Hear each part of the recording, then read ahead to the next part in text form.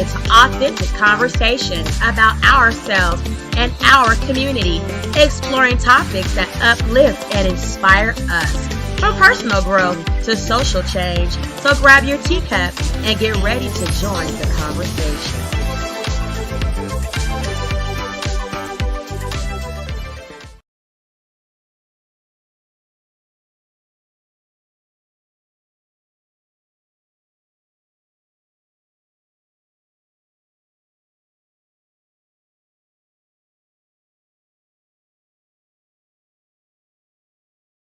With Sean about the relationship.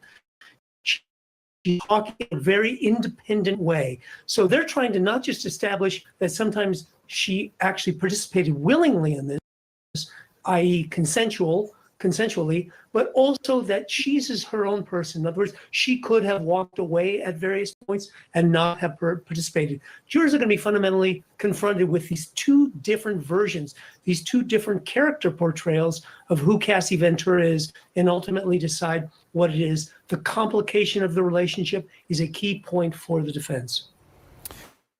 Imran, notably, there was one message, and I believe we have the graphic to show it, in which Cassie Ventura is describing to Combs going back and forth in her mind with wanting and not wanting to do it, these staged sexual encounters. She said the last time was a mistake and since has made me feel a little dirty and grimy as opposed to sexual and spontaneous. It seems like jurors could see this as her perhaps initially wanting to do something with him and eventually finding out that it was not what she signed up for, right? Right, absolutely. So you're going to have to just depose the testimony from the prosecution on direct with what we are seeing now on cross. And if there's any question in terms of raising that reasonable doubt, whether there were some consensual times or this was just regret rather than being coerced into something that she did not want to do at the time, that's going to be something that the defense is going to want to hit home to that jury. So you see the building blocks with cross-examination in trying to raise that reasonable doubt, taking the narrative that the prosecution was able to get out from her on direct and raising those questions in the jury's mind, ultimately saying that she was a willing participant. And if anything, there may have been some regret after the fact, but it wasn't that she was coerced or forced into any of these acts. And I think that's what the defense is trying to do here, take it apart, the direct examination piece by piece, and we'll see that going forward. Ariva, we knew that there was a settlement, right? When Cassie Ventura filed her lawsuit very quickly, Combs settled. We only learned the amount of the settlement when Ventura revealed she'd received $20 million, which is a lot of money. That's going to folks on this jury. Maybe it's not as much money to someone like Sean Combs. It is a lot of money objectively to people on this jury. How is the defense going to use that? Well, a part of what the defense is saying is that she stuck around for the money and that she enjoyed the perks and benefits of being his girlfriend and being in a relationship with him, and that she has profited from this story that she's telling to the jury. But I think jurors are smart enough to appreciate the difference in a civil lawsuit. And some people will feel like the violence that she was subjected to, the $20 million, was not nearly enough. There are people who are shocked at how little $20 million is when you think about the amount of wealth that he has and the violence that she endured in this relationship. And this whole notion, Brianna, of consent, I think, separate that from the violence. If this were a case where you had the text messages and the love comments that she's making in these text messages, and you didn't have the threats of blackmail, and you didn't have the actual physical violence that the jury now knows about, then I think perhaps this notion of consent makes more sense. But when you pair the violence with the comments, I don't think it's going to be lost on this jury that, yes, at some point, the early stages of this relationship, maybe the honeymoon stages, she may have been willing to participate in these freak-offs to satisfy him because she loved him. But later on, as the relationship goes on, it's very clear that something changes, and the level of violence and the level of threats clearly indicate force clearly indicate coercion. So the jurors are going to have to grapple with, what do you do with this violence that they've heard about and seen with their very eyes in these videos? All right, we're sipping tea from CNN. They got a lot of great updates, y'all. For sipping some tea with me, takeaways. Hey, would you like to know how to safeguard your coming off as strong as I was looking forward to her coming across? Being that, you know, she is, or she did file a lawsuit against Diddy that said a whole lot, $20 million worth of shit, right? So I don't know. I don't feel it. I don't feel it yet. Okay, Cassie Ventura's testimony resumes and Sean Diddy comes trial.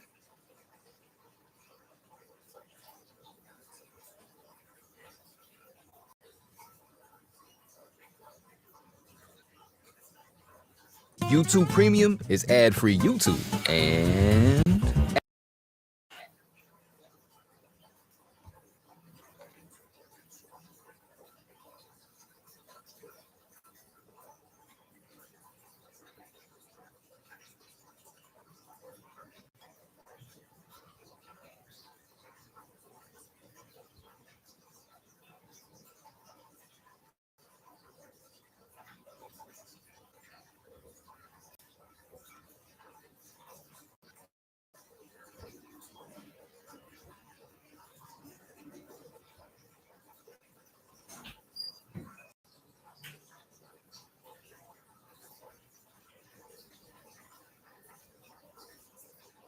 Drop down in the chat and get your eagle on. Let me know exactly what y'all are feeling up until now. We're on the 5th day, first week of the Diddy trial. Cassie's been testifying since like Tuesday. You know, yeah, a lot of, you know, what we expected to be heard was going to come out, like how they freak off or whatever, however have you. I just don't hear any X trafficking in it yet.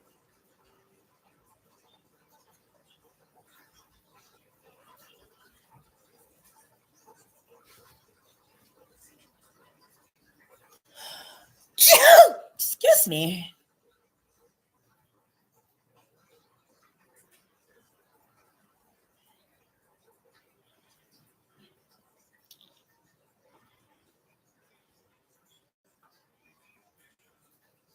Please continue to give my computer a minute. I've been streaming all morning.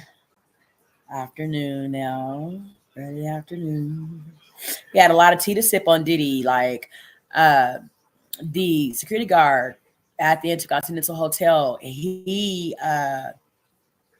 testified. One of the escorts testified. And now Cassie's been giving up to, what is she up to, 14 hours of testimony now? Crazy work, y'all. So we've had a lot to unpack. I don't know why my computer's taking forever, but it used to come on. Thank you guys so much for sipping tea. Remember, when you get your cup and you start filling up on some tea, like and subscribe to the channel.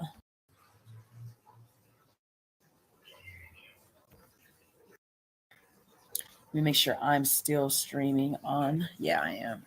Okay. It's just buffering. They missed the forest talking about the trees, regardless of whether Cassie was willing or not, says Michael.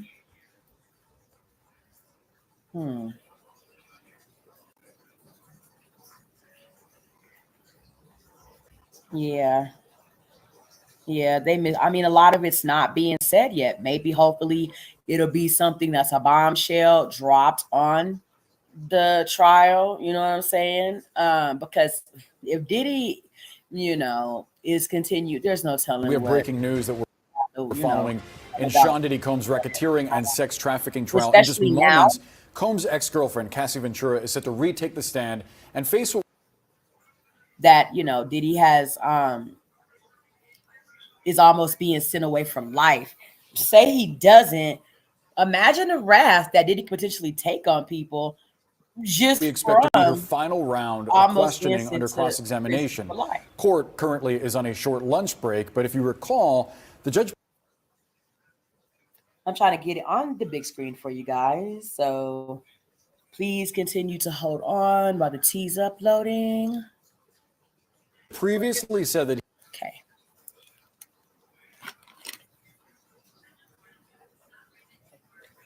Apparently they're out to lunch right now. We got a lot of tea to catch up on, y'all.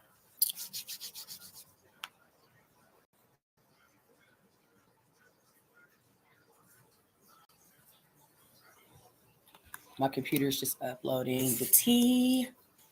It's stirring the tea up, y'all. Adding that sugar.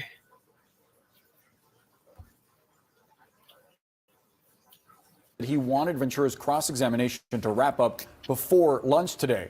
Prosecutors have said that Ventura, who's nearly 9 months pregnant, could soon go into labor.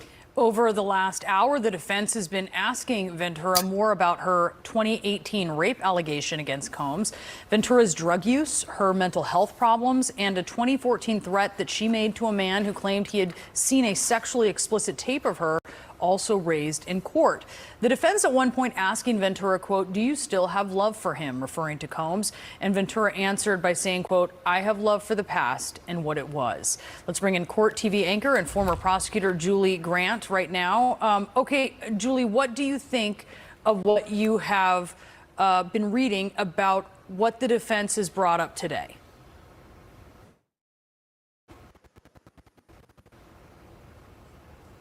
Brianna and Boris, good afternoon to you both. The defense is right when they say that Cassie Ventura is the most critical witness to this case. The defense is doing its job because what they're trying to do is bring out that she's not a perfect person, that they're saying she have wanted to engage in these freak-offs on more than one occasion, that she was willingly staying in this relationship with Sean Combs, even though she knew that it was an abusive one. They're bringing out things that she said to other people that are less than flattering. All that being said, the government doesn't need to have a perfect victim. What the government has done this week essentially is establishing the sex trafficking crimes that they charged Sean Combs with. And I would argue that they are well on their way to proving these crimes. A lot of people don't realize that with sex trafficking, you don't have movement anywhere. You don't have to go across state lines. A lot of times people confuse it with human smuggling. Here, somebody can be trafficked in their own home. All you really need is someone providing somebody else for that commercial sex act. And when I say commercial, I mean anything of value, not even necessarily money, to be given by force or coercion. And so Cassie Ventura has done her job this week for the government, and now the defense is doing its job to try to make it seem as if she wanted to be in this relationship and that what happened in those freak-offs was not coerced. Julie, the government, or rather the defense, asking her about mental health treatment that she received, this therapy for post-traumatic stress disorder. Would they go with that line of questioning? How does that benefit their defense of Combs?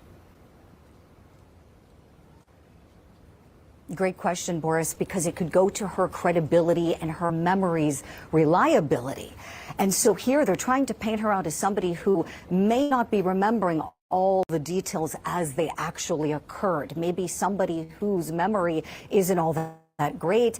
They want the jury to think, well, maybe she's somewhat of a basket case after all of this, and maybe what she's telling us we can't rely on because maybe it's not exactly true. So by them wanting to go through the therapy she's been through, there was a mention of EMDR that deals with eye movements and recalling memories. They're going through all of that to try to make it seem as if, okay, maybe Cassie Ventura isn't emotionally stable. Maybe her mental recollection isn't quite right. And then we can argue later to the jury in closing arguments that they can't rely on that. So that's exactly what the defense is trying to get at with those lines of questioning, Boris. I wonder what you think, and also how the prosecution is going to have to respond to that. We should be clear, this particular type of therapy is considered a leading therapy for veterans processing PTSD. I remember talking to a Virginia Tech survivor. School shooting survivors use this very successfully. And Cassie Ventura testified it helps recount memories and process them. She said that if there was a time when you were getting beat up in a room and couldn't walk out, you would reimagine it in a way that you were actually able to leave the room. Do you see this potentially backfiring on the defense? Oh, Brianna, you took the words right out of my mouth. Yes, you are exactly right. The defense needs to be really careful what they're doing here, because she is a victim. She has put herself out there and saying that she survived these horrific instances of rape, of other assaultive behaviors, some of which we've seen evidence of on that videotape that CNN exclusively obtained and then broadcast, and thank goodness for that. And so with the defense trying to go down this road, trying to attack her therapy, the government's going to get right back up there and say, well, the only reason she needed to go to therapy and seek EMDR and the other types of therapy was because of the actions of your client, Combs' attorney team. So they're going to go right back at it and say that had she not been so brutally traumatized, she wouldn't have had to seek therapy, and that's a good thing. And certainly anybody on that jury who's ever been to therapy or knows anything about it, they're going to be thinking about how Cassie Ventura could be being traumatized right now, again, in having to relive all of the various questioning for days from both sides. So you're right, Brianna. This is a slippery slope that the defense team is on right now with her. Julie Grant, great to have you. Thank you so much for being with us. Let's bring in attorney Renato Stabile to talk about this further. Renato, thanks for being with us. I wonder what you make of how the cross-examination went for the defense. Look, I think it went about as well as it could have gone. They did what they needed to do in terms of confronting her with her text messages that undermine her claim that she was being coerced. But remember, the prosecution is going to clean a lot of that up right now on their redirect. They're going to go back over some of those text messages. They're not going to go through all of it. Remember, they said they're only going to spend about an hour, and everybody wants her to get off the stand by the end of today. But they're going to give her an opportunity now to explain why it is that at the same time that she's having these text exchanges that, you know, some are loving, and some of the things she did in terms of setting up these encounters, she was nevertheless being coerced. How hard is that for a jury to be convinced of, the idea that because there are some times where she may seem like a willing participant, and then there are times where she has clearly said that she doesn't want to do it. How does a jury receive that sort of changing over time? Look, I think the problem here really for the jury and for the defense is that, you know, regardless, now look, the defense is going to say she wasn't coerced, but there's still been a lot of really ugly testimony. I mean, testimony about beatings and abuse and threats and all kinds of crazy things. And, you know, you would have to believe that the jury can separate those horrific things out and accept that despite all of that, he technically is not a sex worker, which is what he's on trial for. That is extremely difficult for the jury, for any human being to do. So I think that's really the problem here for P. Diddy is, you know, jurors being able to separate those two things, even though legally, technically, the defense, you know, is going to try and make the point that it doesn't satisfy the elements of sex trafficking, but extremely tough. Yeah, I mean, given some of the lurid details, you wonder how the jury is going to receive. Ventura has testified for more than 18 hours. Okay. Oh my God. Oh my God. Oh my God. Receive that sort of information. I do want to get your thoughts on how you think the prosecution is going to approach redirect. They're saying that it's going to last about an hour. What do you think will come of it? Yeah, look, it's going to be very quick. They're only going to hit the high points where they think, you know, the defense maybe scored some points. I think she's done quite a lot of damage here. It's pretty clear why they called her as their, you know, one of their early witnesses, because the damage that's been inflicted, regardless of whether or not they make out the elements of the charge, but just the overall testimony of what they heard about him just is going to hang over the rest of this trial. And how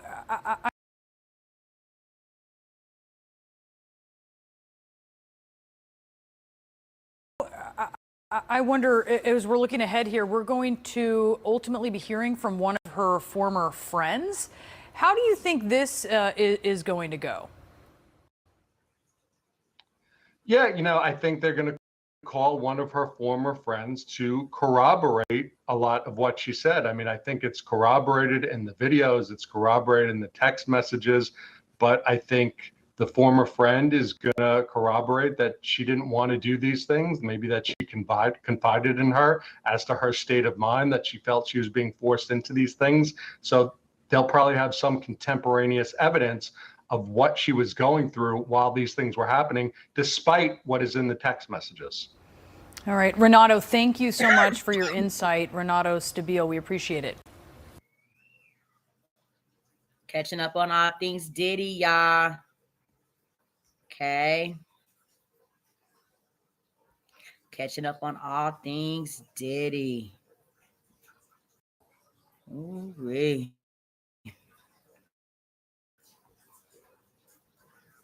It has been an explosive week. First week out the gate. They have interviewed the security guard for Intercontinental Hotel.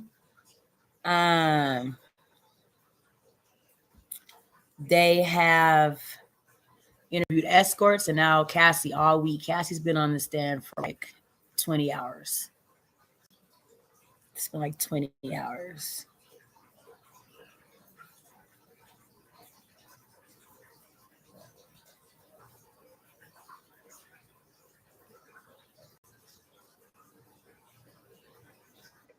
I've got a question for you, Ben, and from Christina. Do we know if any other victims and how many will be testifying? Also, witnesses to these freak-offs. Can we expect any, and how many? I think that, and Jesse, you may know the. So we've already seen that one. Sorry.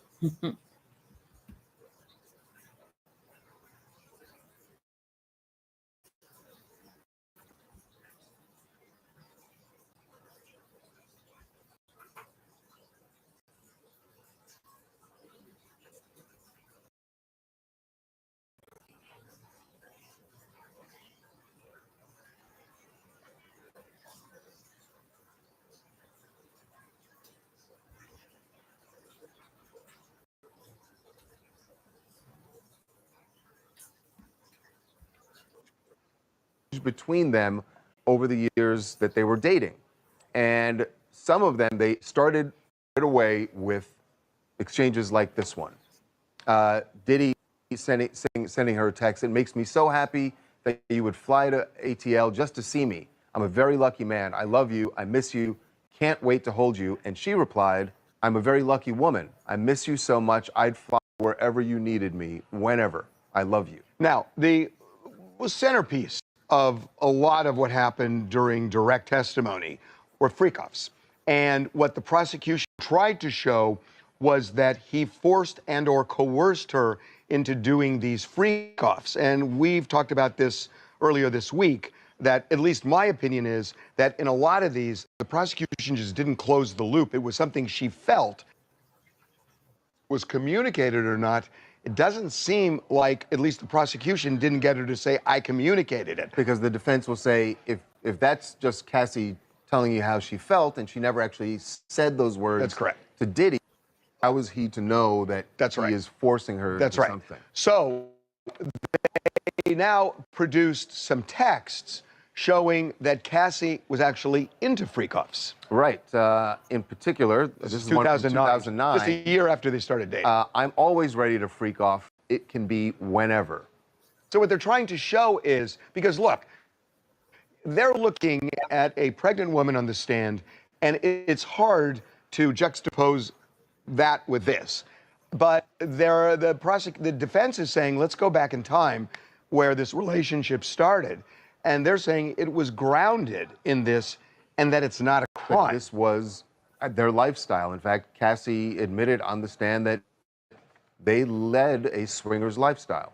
Yeah, and at some point, what Cassie has said during her direct testimony was that the first freak-off they had made her feel humiliated, made her feel confused. But what was she actually expressing? And this text message does a lot to show what Diddy was receiving, which sounded like enthusiasm, excitement about freak-offs. It'd be hard to say that he felt as though she was being pressured. So that's what they're trying to draw that distinction by looking at her text messages. What were you So I see those teacups in the chat. Thanks, Michael, for dropping your teacups. Michael says they gotta say they never moved those escort planes. I hear that. I mean, this is Diddy. Like, Diddy is a billionaire, right? So he has billionaire resourceful, money at his disposal.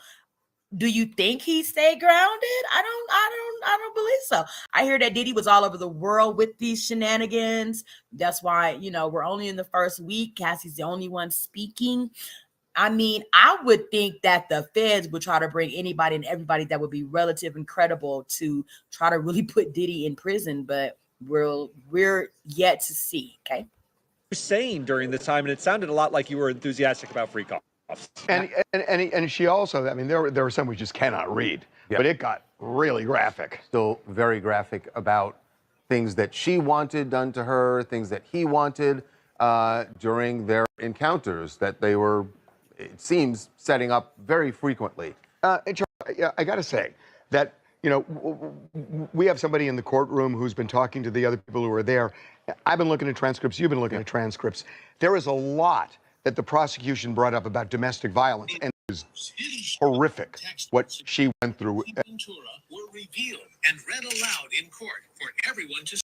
And things just got serious. Attention, please. Well, if you don't know this, during a hearing, Diddy's alleged text messages were revealed as he appealed his denied request for pretrial release after being arrested on major charges like sex trafficking and racketeering conspiracy. And in one of these texts, sent after a 2016 hotel altercation, Diddy's reportedly said, "Call me. The cops are here. I've got 6 kids, yo. Please call. I'm surrounded. You're going to leave me all alone."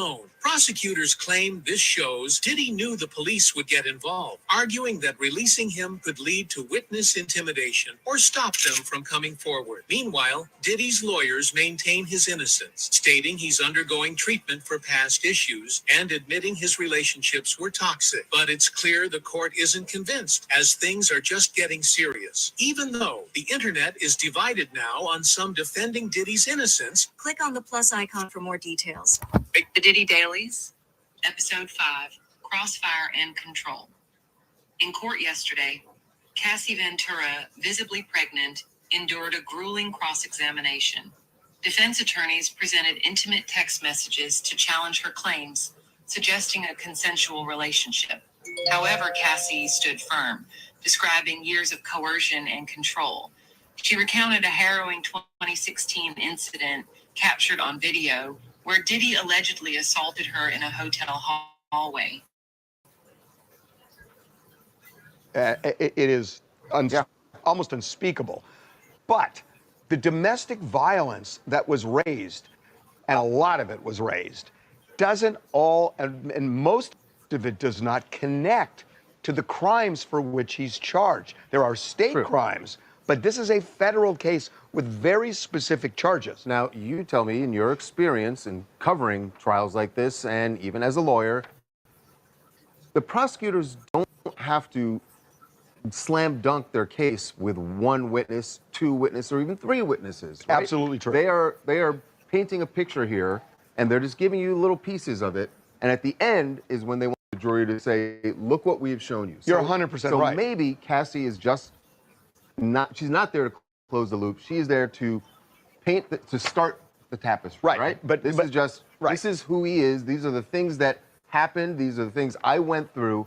And then later, you're going to have people who are testifying about how all of those things were set in motion.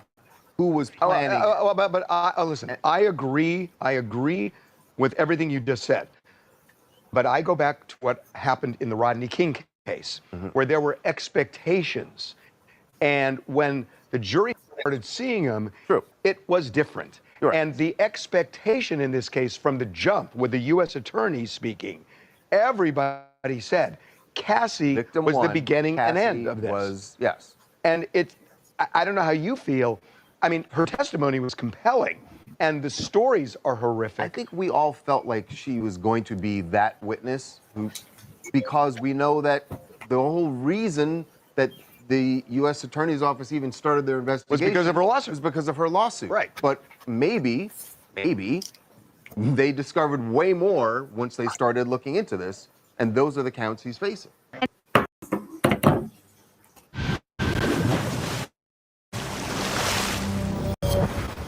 Like I said, I don't currently hear it, y'all.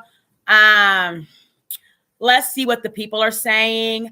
Diddy exposed Cassie's text messages. One of the text messages says, I love our FOs. FOs meaning freak offs. When we both want it. I want to freak off right now. Laugh out loud, says Cassie. I want to have fun with you. Diddy says, let me know if you want to have a late night. Jules is available. If you're not into that NP, no problem. We could just do a thing. Love you. She says, love you.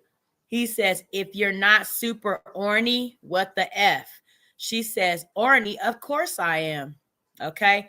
People are chiming in, drop T in the chat saying she was very, very freaky, says Kayvon. She had her fun and VIP champagne equaling. She now wants to sue for even more handouts, but she chose to freak off more than most. Sorry, Ski says, of course he's going to text him what he wants to hear. Of course he's going to say what he wants to hear. To do, it's all called manipulation. Okay. Tony says, please. Twain says, or the fact she got turned out and turned on. She admitted in interviews before this came out that she would go to many of the freak offs without Diddy.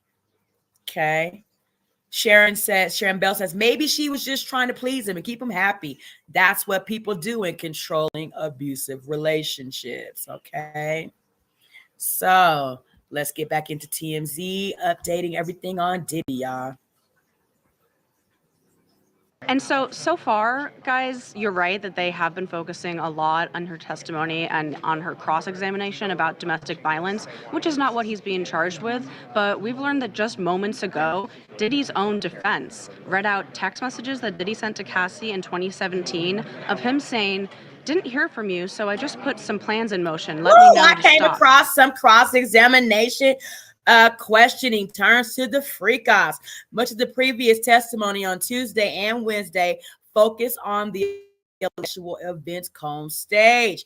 Now, defense attorney Anna Esteva is questioning Cassie about those same topics, presenting text exchanges to suggest she participated enthusiastically. And if you guys want to actually see these texts, go to my posts on any social media and they'll be there. Okay. So Estevea is loud while Cassie reads her own. Combs, August 2009. When do you want to freak off? Laugh out loud. Cassie, I'm always. Let me make sure y'all can hear me in the chat, y'all. Can y'all hear me in the stream? Okay. 2 days later, Cassie texts him again. Combs, I can't wait to watch you. I want to get real hot. Cassie, me too. I just want it to be uncontrollable. I'm going to post this onto my post board. And there's lots of, music comments underneath this. Zelda says, I don't believe that he was dating her in 2009. Foster says, that's not how the texts that are currently being read now are. She feels uncomfortable and not safe. Is freak off a crime? Everyone was in it freely. Why did she stay so long in a drug and abusive relationship? Sounds like she wanted to be with him for 10 years, said Ophelia Posse. Tara Blackwell says, we should not victim blame. David Gonzalez says, I agree, but there has to be a victim, not a participant. Time will tell. Jonathan Tyler says, she shouldn't have agreed to it. When will y'all learn? Stop people pleasing. If folks show you they're weird, get away from them. Staying makes you weird. And to blame for everything that happens after that, common sense says it's only going downhill, not up, fool. Just like Tory Lanez, he getting what he got because of him. Stop doing weird stuff, like covering for people who always doing weird stuff. Back to Diddy. Surprise package coming in from out of state. Just let me know if I'm headed in the wrong direction and I can cancel. So that is the first time that I have heard or seen them mention anything about what he's actually being charged with, which is the What is the? I'm Well, what sorry. is the? Depends on what that surprise package. Yeah, what's the package? I would assume a escort coming from out of state. See, that's the what thing. We can't make that assume. That's the thing. And then that does come back to what you're saying about closing the loop. Listen. He has a huge problem with that with Mann Act. I mean, because the Mann Act doesn't require force or coercion, Cassie. It's the transaction. It's the transaction. I think he has a huge, with all of the charges, because I think there are, listen, we did a mock jury in one of our Tubi, and we did not in any way prime them to go in any direction. We gave them the jury instructions. They saw evidence in the case. They immediately honed in on racketeering, and they started saying, why is this racketeering All right, y'all. with one As they are guy? coming in, I'm going to be posting it. Okay, I'm going to be spilling it into the stream, into the show. Angela, you just came back up. She got 2 minutes 38 seconds of audio. Let's listen to it about Cassie taking the stand this morning. And so she talked about a lot of things today so far. The jury was shown sexually graphic text messages between Diddy and Cassie that were in 2009. She actually had to read some of those loud, and she asked for a short break also as she was being cross-examined by defense today. She also talked about using opiates around the time that she sent text messages. She would ask him things like if he had any more pills, and she admitted that she was using that at the time that those videos were sent. She also mentioned deleting a video in these text messages, but testified she wasn't sure what kind of video she was referring to in the messages and couldn't be sure if it was a freak-off recording or not. Other things she testified about was the fact that Diddy was the second older man that she dated. She also dated Ryan Leslie prior to that for about 3 years when she was 18 or 19. And then after that, that's when she started dating Diddy. She also, in these text messages, told him that she needed to feel safe and that some of these experiences that they were having, these quote unquote freak offs, she felt a little dirty and grimy as opposed to sexual and spontaneous, and that she needed to feel safe and like home. Other things she talked about was that she and Diddy had conversations about a swingers lifestyle and all of this. So basically, it feels like she's being pretty honest on the stand, though, because there's things that she's saying that I know people are ripping apart, like, why would she say that?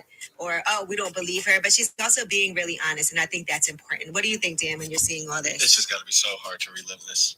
I can't imagine. And she's pregnant. And her husband's there. Yeah. Oh, my God. Yes. She discusses also the influence that Diddy had on how she dressed. She would have to send pictures of her outfits, but she also said that he had good style when questioned about that.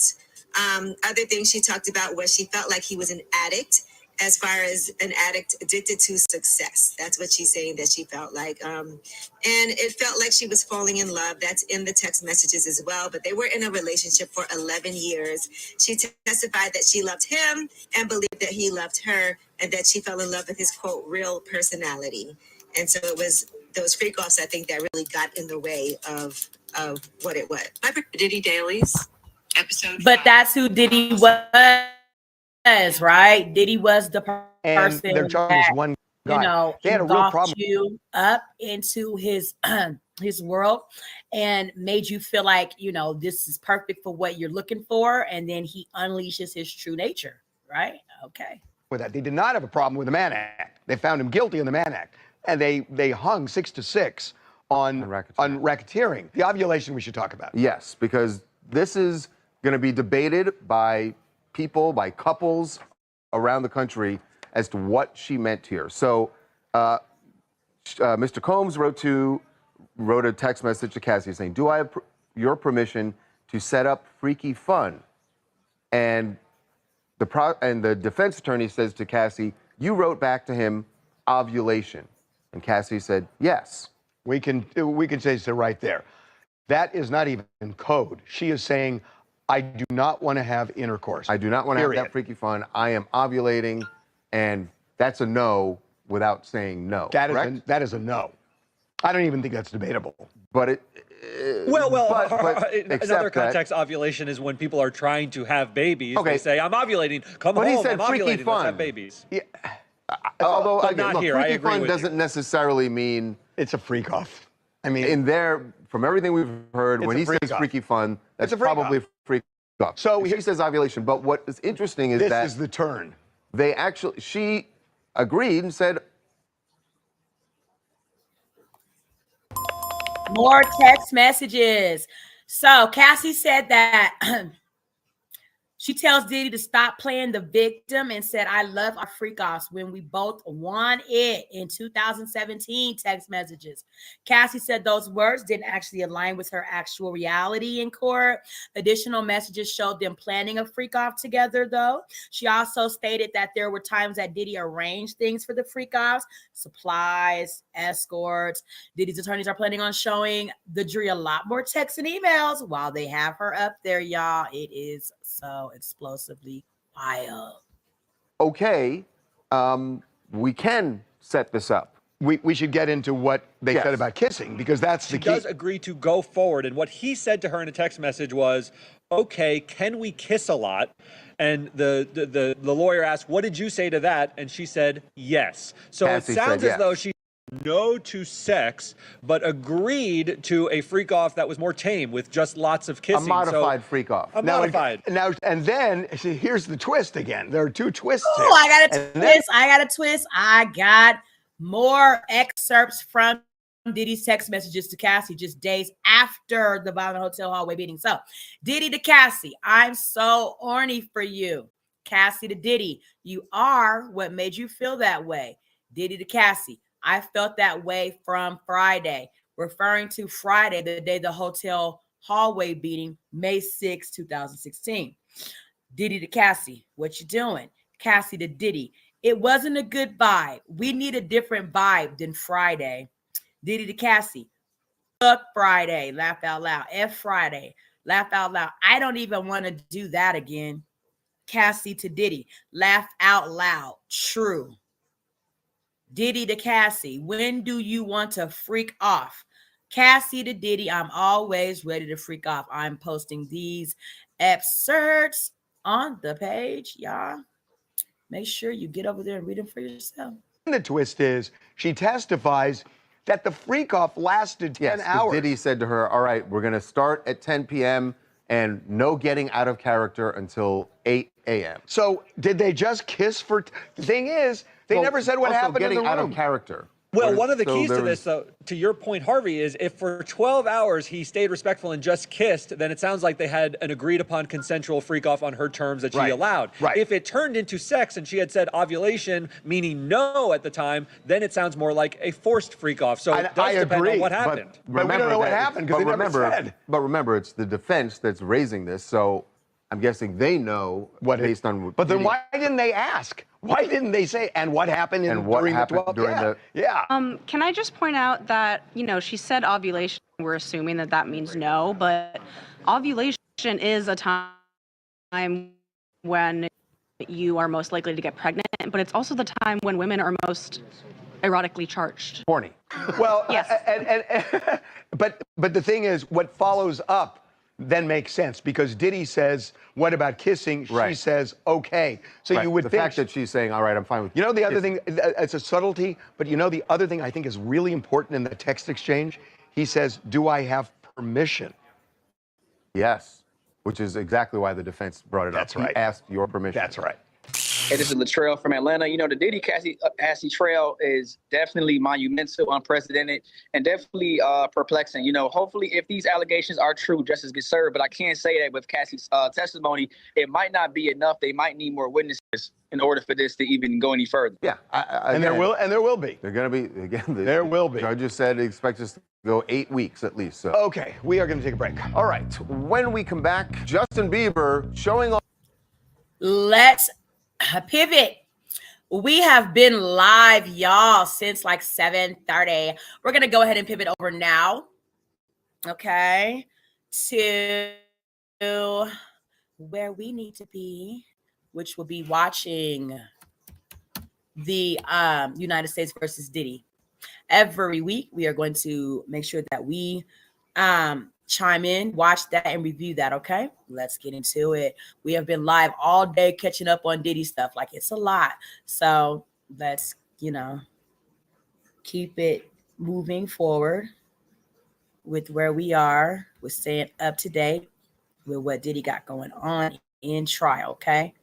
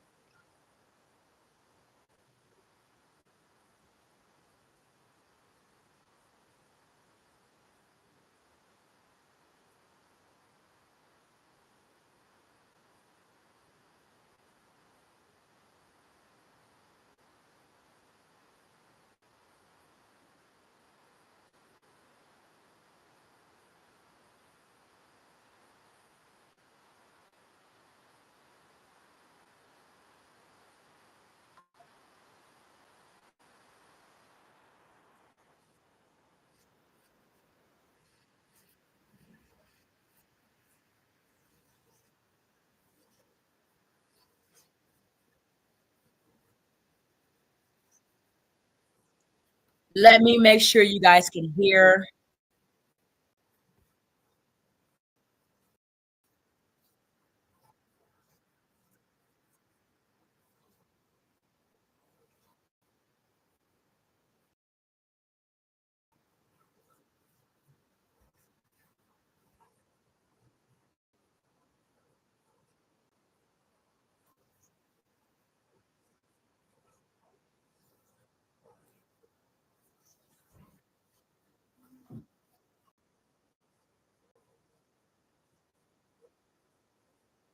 Let me make sure you guys can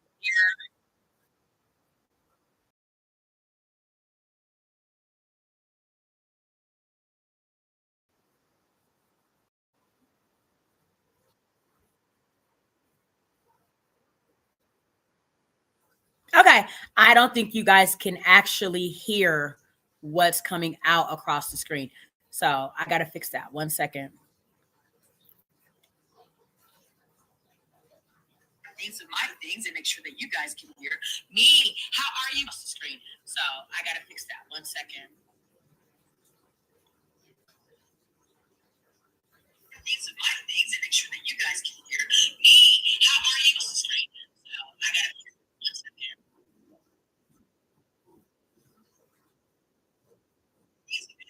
Make sure that you guys can hear me. Okay, I don't know what's going on, but hold on. Things of my things that you guys can hear me. How are you?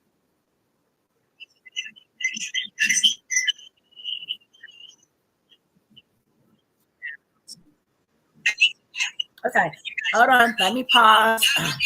Let me pause.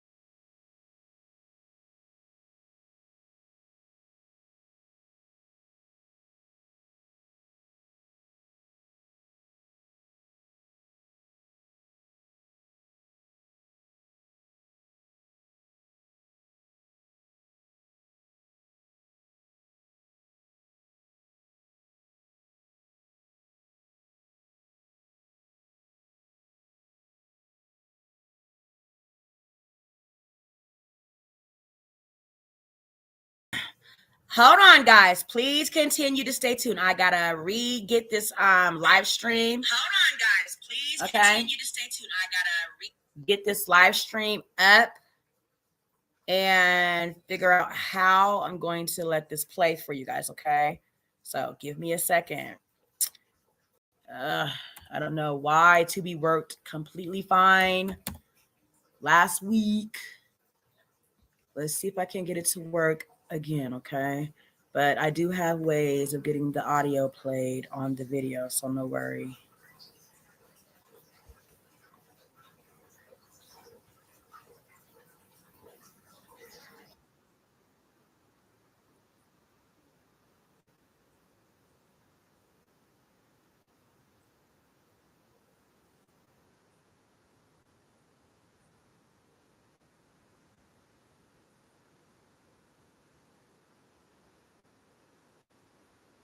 Okay.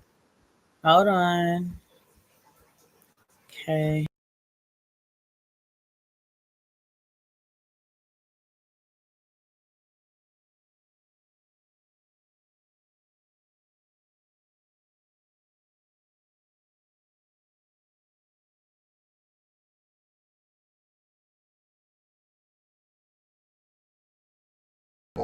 During sexual freak-offs where escorts and Diddy would urinate on her. All things a very pregnant Cassie told the jury as she broke down in tears. A new, unedited video of the brutal 2016 beating was introduced, and it could create big problems for the defense. But did prosecutors fall short? Did they really connect the brutality to the alleged criminal acts they say Diddy committed? Diddy's team went in hard when they cross-examined Cassie, reading the love note she repeatedly sent to Combs, and even talking about how she was always down for a freak-off. Who were the winners and losers in this make-or-break testimony? We'll break it all down. This is TMZ Presents United States versus Sean Combs inside the Diddy trial. I have to tell you, I have covered trials for decades, and I don't remember a more gripping, compelling witness, and it has nothing to do with what you believe or what you don't believe, but Cassie Ventura's testimony was just something that riveted everybody. And it was packed with information, and in some cases, information that didn't necessarily, I think, make the prosecution's case, but you couldn't help but just be transfixed by what she said on the stand and how she was cross-examined. Three things that are going to be so important here: consent, force, and coercion. I have the best panel. Nancy Grace is the host of Crime Stories with Nancy Grace. Mark Garagos, in some way, shape, or form, represents Diddy. We don't know exactly whether it's the criminal case or not. Maybe he'll tell us someday. We have Ebony K. Williams, the host of Equal Justice and Holding Court, and Joe Tacopina, a fantastic defense lawyer who most recently won the ASAP Rocky case. So I want to start with just reading something from the testimony. The prosecution spent a lot of time on domestic violence. There is no question there was domestic violence, and horrible domestic violence in this case, that went way beyond the video you've seen in 2016. So I just want to give you a couple of examples, and then I want to raise something, because I think there might be a problem here. The prosecutor: did you get into arguments? Cassie: yes, it would result in violence, dragging. Prosecutor: what else did he do? Cassie says, stomp me in the head if I was down. Prosecutor: how frequently did he get violent? Cassie: too frequently. I would get black eyes and bruises. Now, there's another example. This is Cassie. Sean came to my house, and this is when, by the way, she was dating her now husband, Alex Fine, before they got married and Diddy found out they were dating. She says, Sean came to my house and raped me on my living room floor. Prosecutor: did you ever have sex with him, Diddy, again? And she says, yes, voluntarily. We had a good night. I went back to his house. The prosecutor says, can you explain why you did that after he raped you? Cassie says, we had been together for 10 years. My question, and why don't we start with you, Nancy, is that's a crime, if true, but it's a state crime. And he's being charged with a specific federal crime. And a lot of people in the courtroom who are covering it, myself included here, I think there's the circle isn't complete. They haven't connected a lot of this domestic violence, I would even say most, to the criminal acts for which he's charged. Okay. Well, remember, the state will have a closing argument to connect all the dots, but very clearly, what is being made out in this case is forcible rape and extortion. Extortion, what is that? Forcing someone to do something by many means. It could be threatening to release the freak-off tape. She was in fear of that. It could be fear of a beating, thrown out of her apartment or her home, and him keeping the key and her throwing her out on the street without her shoes like she testified to. All of that equals extortion, which is one of the federal charges. And not only that, remember, there's a fallback in this case: having people cross state lines to engage in prostitution. We've already made that out. That is a federal crime. Remember all the male sex workers that Diddy's associates, his confederacy, would fly in and make the travel arrangements for? That's why they were talking about that, Harvey, to prove the element. Joe, what do you think? We got big balls and I cannot lie. Those other shows can't deny. When the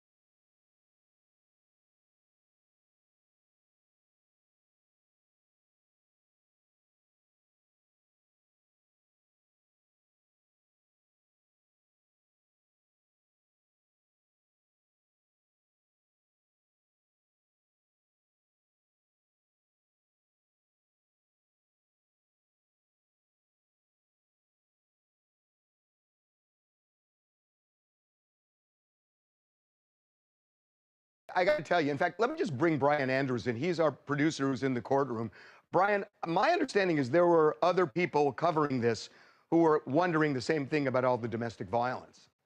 Well, it seems that was their main show. They were just hoping to make him look as awful as he possibly could in front of this New York jury. And I'll tell you, watching the jurors and their reactions in the beginning yesterday, they were riveted to what Cassie was saying, and she was stunning. I mean, she walked in, and all eyes were on her. You could not help but have your heart broken as she talked about her love for Diddy through the years, and that she'd do anything. That the drugs and the possessive nature of it, and just the crazy nature of flying all over the world. I want to get into the domestic violence, because you and I had a discussion about this, that people were wondering about why the focus on that so much, where they were wondering how it connected. I think people were wondering why they started this way. I mean, they're trying to prove federal cases, but a lot of the people who have been in the courtroom with me are thinking they're just trying to paint Diddy with the ugliest brush they can. Good grief, what is wrong with you people? Haven't you seen Mission Impossible? How it starts with an incredible scene? That's what we're doing. Gary goes to Tacopina. Ebony, you all know about trying cases. You know it's true. You start with a bam, and that's what they did. Mark? So this is what I would call, and Nancy and I have had this, what would you call it, Nancy? Spirited discussion for many years. She calls this. You ran away with your tail between your legs mostly, but okay, spirited discussion. She tells this as, oh my goodness, this is just starting off with a bang.